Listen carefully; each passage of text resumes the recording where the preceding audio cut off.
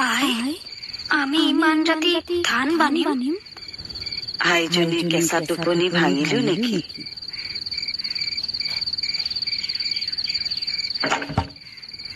তই মোৰ আই মেখেলা চাদৰযোৰ নিগনিৰে কুটালি, ইয়াৰ দাম তই ভৰিব লাগিব।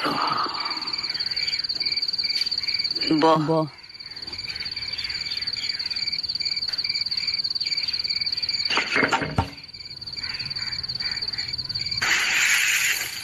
মই একো নাই কৰা নিগনিটোৱেহে কৰিলে।